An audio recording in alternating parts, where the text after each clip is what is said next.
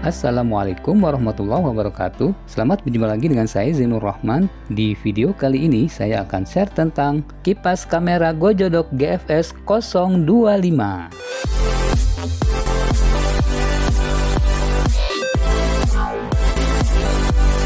Oke, selamat berjumpa lagi teman-teman semuanya. Semoga baik-baik saja ya.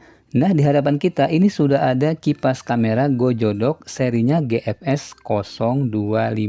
Jadi ini adalah kipas tangan yang ada kameranya ya. Biasanya kan kita cuma kipas doang. Nah, kali ini kipasnya ada kameranya nih. Jadi keren banget ya. Di sisi kanannya ada tulisan Technology Now, bawahnya ada logo Gojodok. Kemudian di sebelah kirinya ada nomor seri dari kipas ini dan ada barcode-nya. Lalu di atasnya ini ada logo lagi ya. Nah, di belakangnya ada keterangan dari kipas tangan Gojodok ini ya. Di sini tertulis untuk merek dan modelnya. Lalu untuk powernya ini 4 watt, kapasitas baterainya 2500 mAh, charging voltasenya itu di 10 watt ya, 5 volt 2 ampere. Dan di sini ada ukurannya serta aksesoris yang terdapat di dalam boxnya. Oke, kalau gitu mari kita buka saja box dari kipas tangan Gojodok ini ya. Nah, ini isinya seperti ini nih. Di bagian atasnya ada user manual, kemudian di bawahnya ada kipasnya ya. Oke, kita letakkan dulu kipasnya. Kemudian kita akan melihat ke bagian bawahnya ya. Nah, ini apa ini? Wah, ini adalah bonus biasanya ya. Nah, ini ada bonus. Ya, ini bonusnya lanyard berwarna putih. Wah, ini keren banget ya. Oke, ini bisa digunakan. Nanti kita pasang ke kipasnya. Selanjutnya di bagian dalamnya juga ada, ini ada kabel ya, kabel Type-C. Warnanya putih juga. Ini cukup panjang ya, mungkin sekitar ada 1,5 meter ya. Jadi ini cukup panjang. Fungsi dari kabel ini selain untuk melakukan pengecasan, juga bisa untuk memindahkan data foto atau video yang ada pada kipas kamera ini ya. Sekarang kita akan membuka di bagian kipas kameranya nih. Wah, warnanya apa ya? Wih, keren. Warnanya nih warna hitam ya. Selain warna hitam, tersedia juga warna pink, purple, dan warna putih ya. Serta ada warna oranye juga nih. Kemudian kita lihat di sisi samping kiri ini ada lubang speaker di bagian atasnya.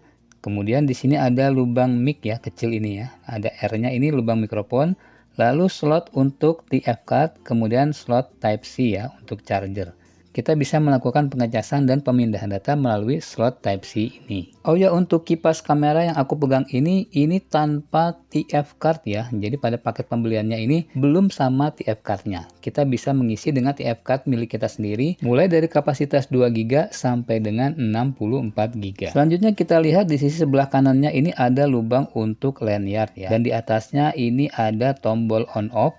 Kemudian di atasnya ada tombol pengatur kecepatan kipas up and down. Selanjutnya kita lihat ke bagian belakangnya. Ini ada kamera ya di bagian atas kipas ini. Kemudian kita lihat ke bagian pegangan kipasnya ya. Nah, di sini ada tulisannya Gojodok dan di sini ada motif yang membuat kipas ini nyaman untuk digenggam ya. Jadi tampilannya lebih estetik dan tidak licin pada saat kita gunakan.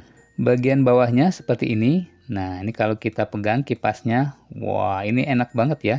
Jadi ukurannya ini kompak banget dan ini cukup ringan ya untuk dibawa-bawa, tidak berat ya. Nah, ini seperti bawa apa ya? Jadi kayak nggak bawa kamera atau nggak bawa kipas ya. Ini enteng dan kombinasi warna pink di atas ini dengan warna hitamnya ini sangat estetik ya.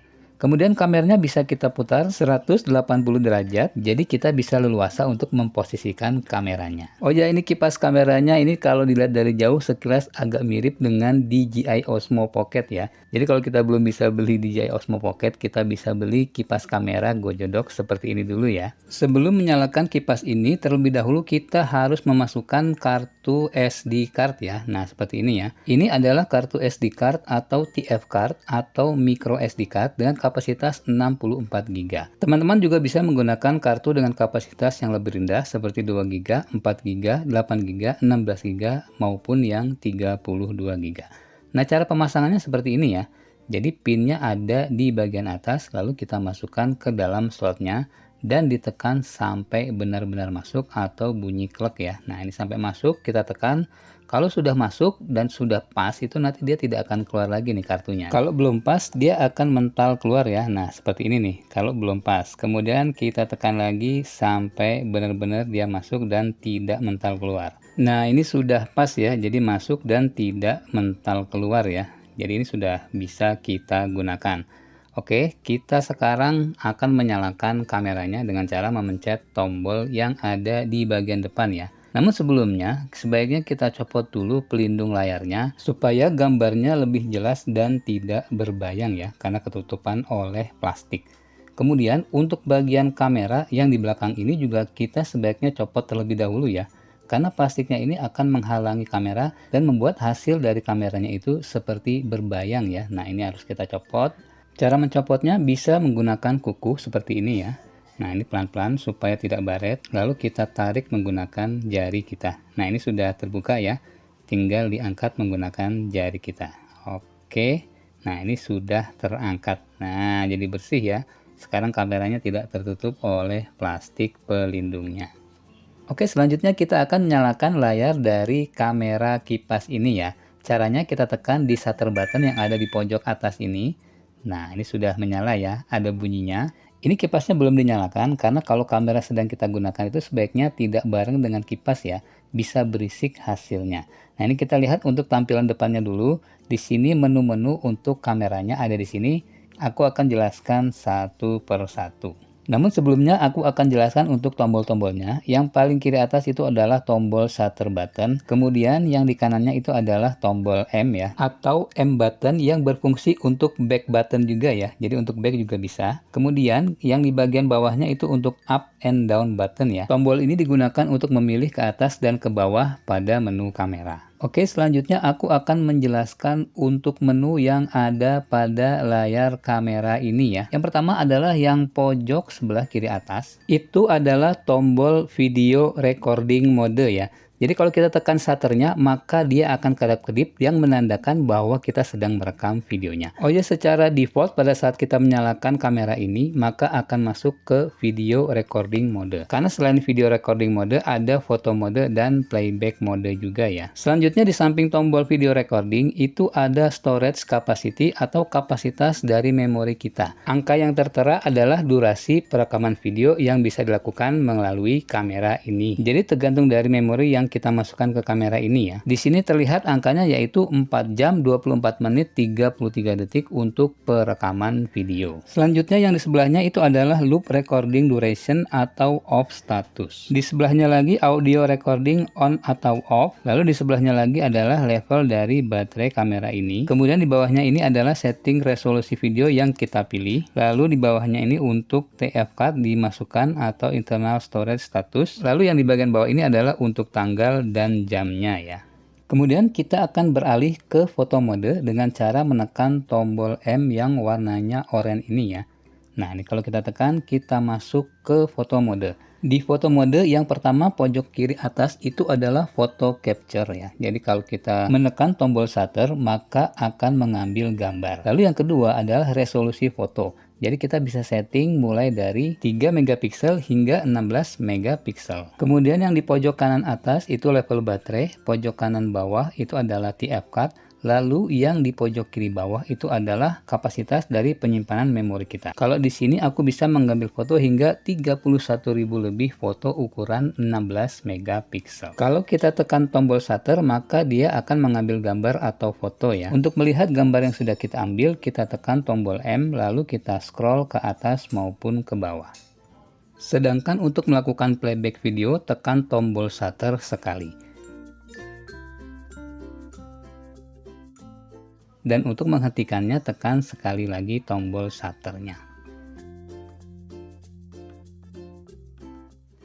Sekarang kita akan masuk ke menu pengaturan. Caranya tekan pada tombol M yang ada di sini, Ditekannya agak lama ya, sampai muncul menu setting atau pengaturan. Nah, ini masih menggunakan bahasa Inggris ya. Jadi defaultnya bahasa Inggris dan bisa diganti ke bahasa Indonesia ataupun bahasa lainnya. Tekan shutter untuk memilih menu dan yang pertama adalah resolusi kamera. Gunakan tombol up and down untuk memilih menu yang tersedia. Untuk resolusi aku sarankan pilih yang paling tinggi ya. Selanjutnya kita beralih ke menu kedua yaitu EV atau exposure value, yaitu angka yang menunjukkan kombinasi antara bukaan apertur dan kecepatan rana kamera. Nah, di sini kita bisa memilih angkanya ada 0, ada plus 1, ada minus 1.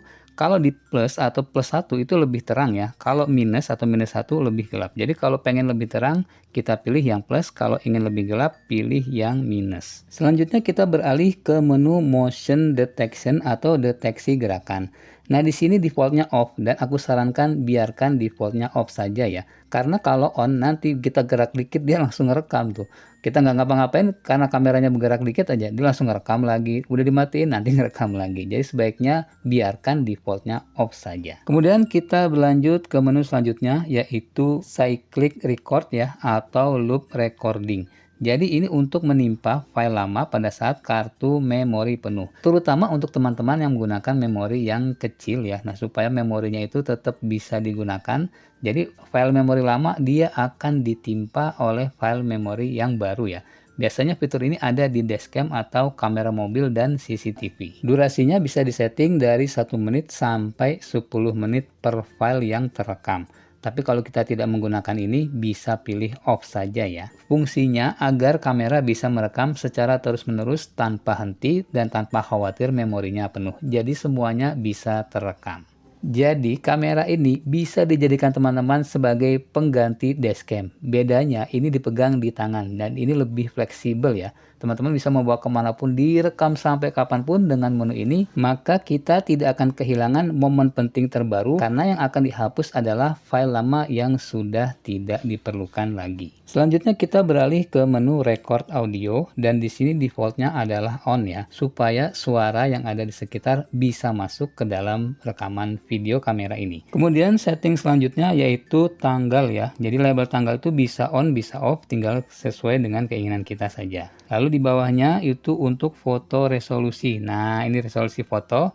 Aku pilihnya yang paling tinggi aja nih, 16 megapiksel, supaya gambarnya lebih terlihat jelas. Namun jika teman-teman hendak menghemat ruang penyimpanan, bisa menggunakan resolusi yang rendah saja. Oke, sekarang kita beralih ke menu selanjutnya yaitu image quality atau kualitas gambar. Nah, ini aku sarankan pilih yang high quality ya, supaya gambarnya terlihat lebih jelas. Lalu kita beralih ke menu selanjutnya yaitu capture time atau waktu untuk pengambilan gambar. Nah, ini kita bisa tentukan timer untuk pengambilan gambar. Jadi setelah kita tekan shutter berapa detik kemudian baru kamera ini mengambil gambarnya. Kemudian kita beralih ke menu selanjutnya yaitu acuity atau ketajaman. Di sini ada 3 pilihan yaitu ada strong, ada standar, ada soft. Kita bisa pilih sesuai dengan keinginan kita.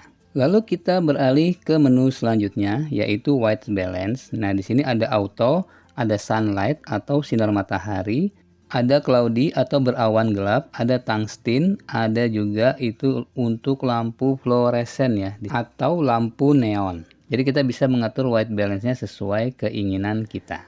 Kemudian kita beralih ke menu selanjutnya yaitu screensaver. Di sini kita bisa mengatur waktunya ya untuk menjaga agar layarnya itu tidak nyala terus dari 1 menit hingga 5 menit. Sekarang kita beralih ke menu auto power off. Di sini kita bisa setting agar kameranya mati sendiri dalam waktu 1 hingga 5 menit untuk menghemat baterai ya. Jadi jangan sampai setelah tidak digunakan dia nyala terus, bisa kepencet-pencet atau baterainya cepat habis. Selanjutnya kita beralih ke language setting atau setting bahasa.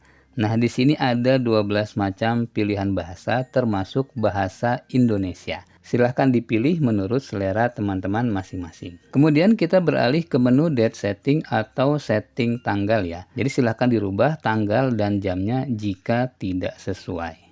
Lalu kita beralih ke menu beep sound atau suara tombol. Kalau teman-teman tidak suka ada suaranya tombolnya, itu bisa disetting off saja ya. Kemudian kita beralih ke menu volume dari speaker kamera ini ya. Aku sih pilihnya yang paling tinggi aja supaya suaranya lebih jelas. Kemudian kita pindah ke setting photo burst atau burst mode.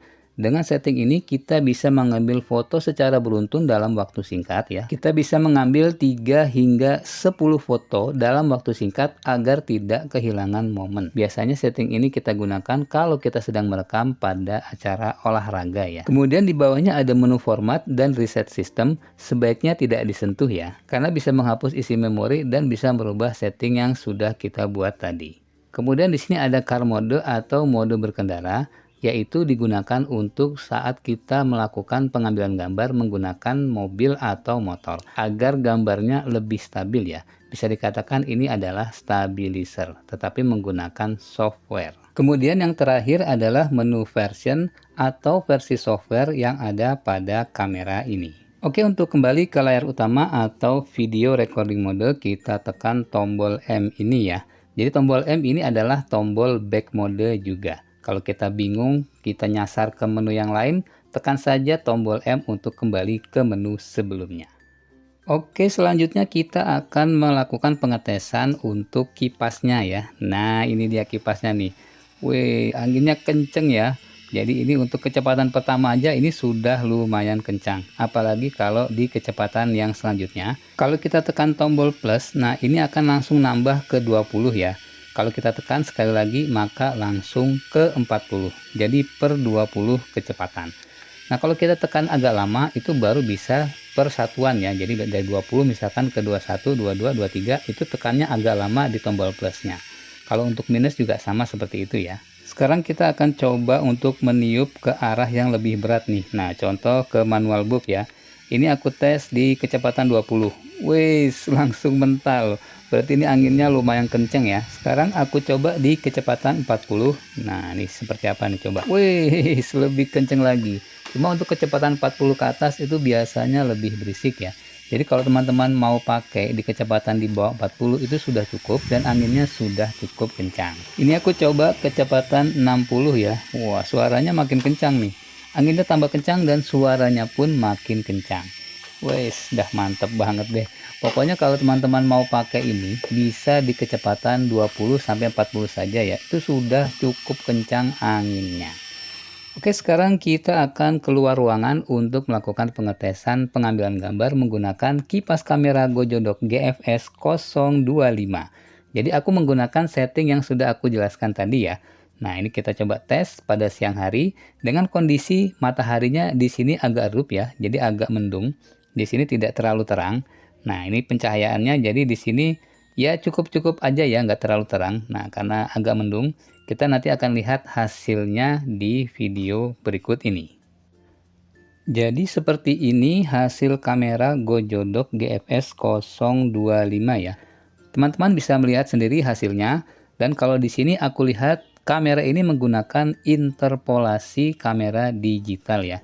Jadi kameranya ini bukan kamera 16 megapiksel asli ya. Jadi ini seperti upscaling dari sensor yang resolusinya lebih rendah lalu dijadikan ke 16 megapiksel. Akan tetapi secara fisik kameranya mirip dengan kamera VGA 640x360. Hal ini sangat wajar ya menimbang harganya yang sangat terjangkau ya. Karena kipasnya aja sudah lumayan mahal, tapi ini kipas plus kamera dengan harga yang lumayan terjangkau.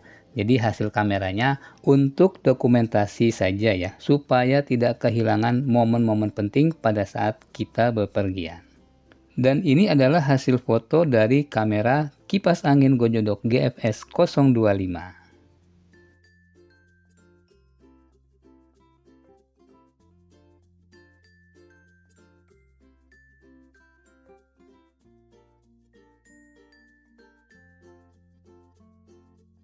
Oke, jadi kesimpulannya kipas kamera Gojodok GFS 025 ini sangat layak untuk kita miliki. Karena jangan sampai pada saat kita bepergian itu ada momen-momen yang tidak terekam ya. Karena kalau kita ngeluarin HP itu kadang agak lama sampai kita bisa mengambil gambar. Dan kalau di tempat umum kadang kita agak sungkan untuk mengarahkan kamera ke sekitar. Jadi kalau kita pakai kamera ini, kita bisa pura-pura sambil kipas-kipas ternyata kita sedang mengambil gambar penting ya.